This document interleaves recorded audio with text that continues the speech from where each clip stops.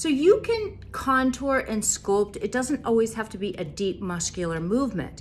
We can unearth our cheekbones and the natural contours by reducing inflammation, removing excess fluid and accumulation that happens around the bony protrusions, areas where we have a lot of muscle attachments, lymph nodes, lymph pathways, and this tends to be kind of in our cheekbone, in our cheeks and our cheekbones, right along the jawline. We can even get the heaviness in our brows as well. So this technique can be used in and around, again, any areas where you're starting to see some pockets of puffiness, or you have any bony protrusions or muscle attachments. This can be even, this type of a technique can be used around your elbows, your knees, and just kind of a vibratory movement to get any fluids and accumulation and stagnation dislodged and moving. So I'm going to take the textured bristles, and I like to come in just kind of right along the nose. And as I come down, you're going to see there's a little bit of a stretch. We always want to maintain a little bit of a stretch that's going to support that natural contraction of the lymph vessels and help propel fluids and create that movement underneath the tissue. We're not only working with the superficial lymphatic vessels, but what we're doing here is we're working with the tissue and softening areas of stagnation in that extracellular matrix, right? With the tissue fluid that tends to become gel-like and becomes very stagnant. So we can use the textured bristles to soften the tissue fluid, which is the precursor to lymph. And so what we're doing is we're creating movement, releasing restrictions in these areas of inflammation, pockets of puffiness, and supporting the flow.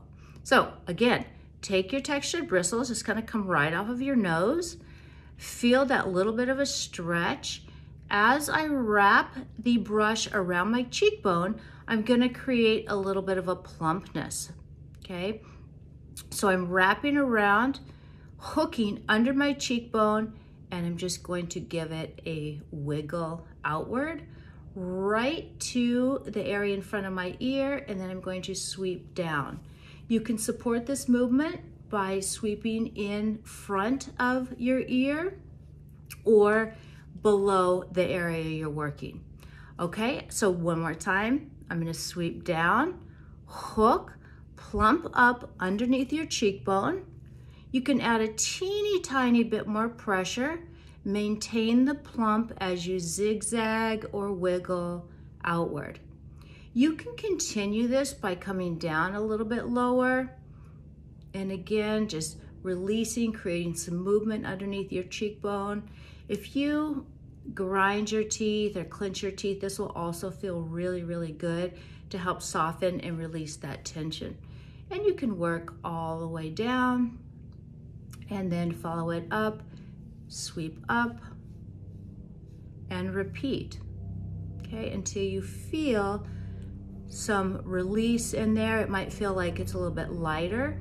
This also promotes and supports all of the movement and flow from beneath your eye. So if you have any puffiness underneath your eye, maybe dark circle, or you're feeling kind of like your eyes, you have some inflammation here and some stagnation that's creating a hollowness in your eye, this is also a movement that will support that. Just come right along your nose. You can wiggle anywhere.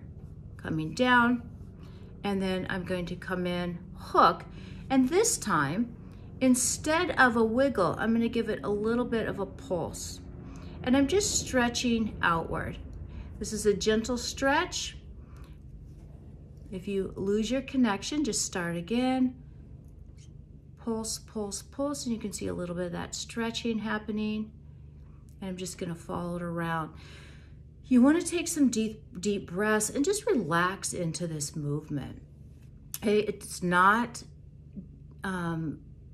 deep, a little bit deeper than we normally work, but you just want to feel the movement and begin to feel those restrictions and release where we have the attachments and also any congestion in and along underneath our cheekbone. So this is lifting, contouring by reducing excess inflammation, excess fluids, and creating movement in the tissue below. I'm working outward and downward. You might have a tendency to want to come up and sculpt and do upward movements. I would suggest following with outward and downward movements versus coming up and working that way. All right, enjoy.